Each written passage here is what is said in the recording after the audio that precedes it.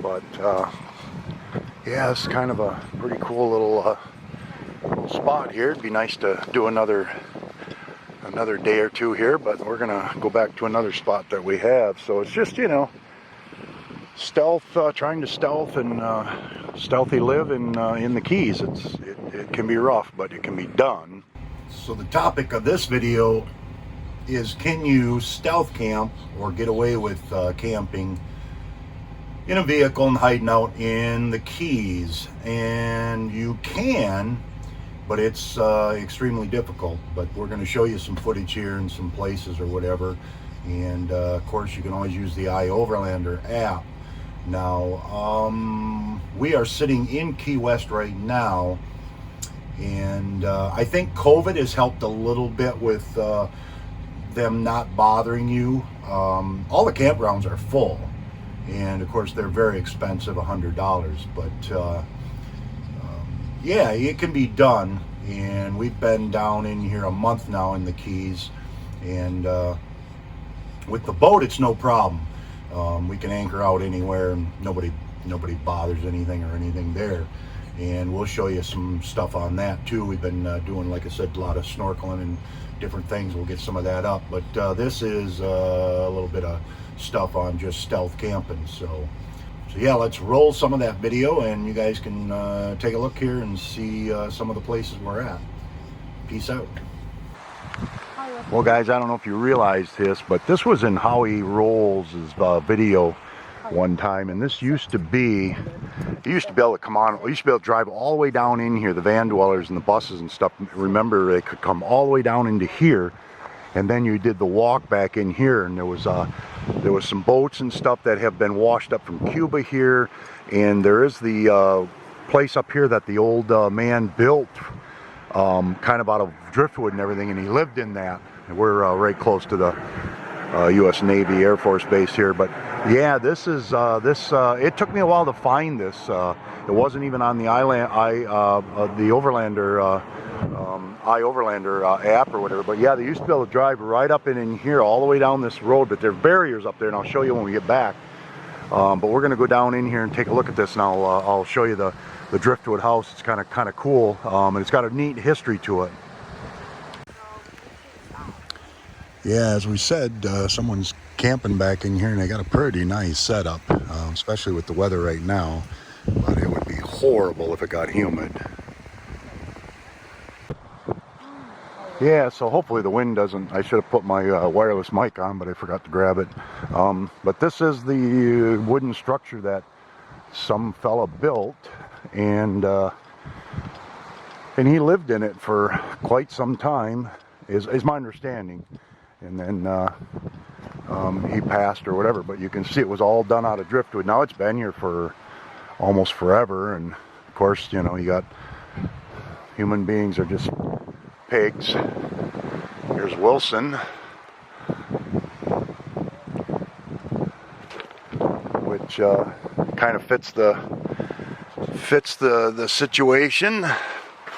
Should have brought my Sharpie and signed my name here, which I was going to do, but I didn't. So yeah, very, very cool, very cool. And we stayed a couple nights here and stuff, so a little swing here, which probably won't even hold my fat butt, but yeah, you know, just all picked up trash and picked up driftwood and things of that nature. Kind of some wind chimes out of bamboo, and but anyway, it's pretty nifty.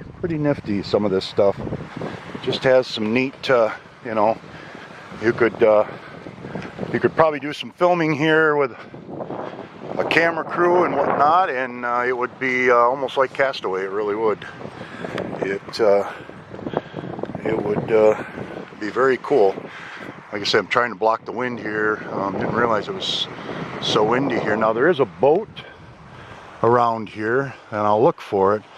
That was some Cubans had come over from Cuba and landed here, and then of course went in. Probably not the only boat in the course of the past 60 years, but So let's see if we can find that boat.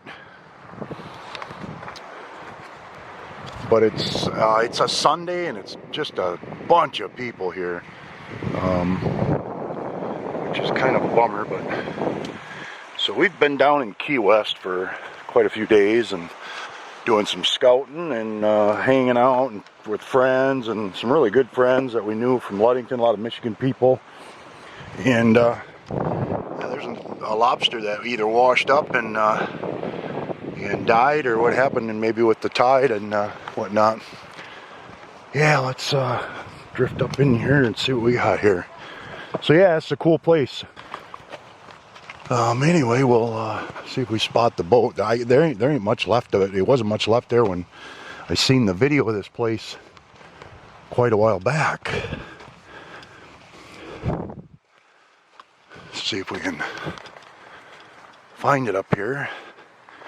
I'm like tired because I had gone out with so many young people in Key West, friends of friends and daughter's friends and all that stuff, and Corinne's guy that she's seeing, there it is, and man, it's just been some late nights, but it's been fun. Yeah, check this thing out. And this is a beast, man. This is a beast. A little old engine there. Looks like a, I don't know, a little three stroke or something. I don't know what it is, but you know, can you imagine? They got some tubes on here that kind of help for if they took on water, that they would continue to float. But crazy. And I think it had to be a diesel, because this looks like it's the high pressure pump and yeah, these are injectors. There's 4 of them, so it's a little 4-cylinder. Pretty cool, yeah. What an old relic, huh? But can you imagine coming from Cuba 90 miles, bobbing and floating or whatever? But I guess, you know, hey, if you want to escape communism and that kind of thing, you do what you got to do, man. But it was probably not a bad boat back when they did it. So, all right, very cool. Such a pretty spot, for sure. Just a very pretty spot. Yeah, and I think we can actually walk all the way down into here, I believe, and that's about as far as you can go, or something of that nature. I remember. I'm gonna, tide's out, so we can walk out here. Tide's either out or starting to come in, or still working its way out. See what other craziness we can find. Yeah, this was that little inlet back in here.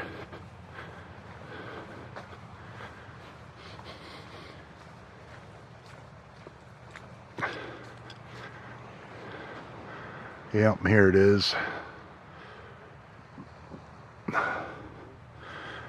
The only bad thing is in the, you know, 80-85 degrees with a real humid night, the no-see-ums would just eat you up terribly back here. I've had some terrible bites of the no-see-ums, and some of our people that camped with us and stuff, some of them got bit up so bad they had to go to the not emergency, but to a thing and get some lotion and stuff for it, because they just ate them up just terrible. But it's been a little chilly, so we haven't had that problem. So here's coming back in the barricades, which we know at one time was not there, and you could go all the way back in. And but we think maybe this is owned by the military, so they may have stepped in and put the barricades in. So, but anyway, still a very cool spot. So anyway, yeah, we're kind of tucked in here. It's really a nice spot, and we spent the day here and did some editing, and I took a nap. But yeah, it's kind of a pretty cool little spot here. It'd be nice to do another day or two here, but we're gonna go back to another spot that we have. So it's just, you know, trying to stealth and stealthy live in the Keys. It can be rough, but it can be done. But the key is just spend a couple weeks, enjoy yourself, and get the heck out. So you can hear the generator. We're charging everything up.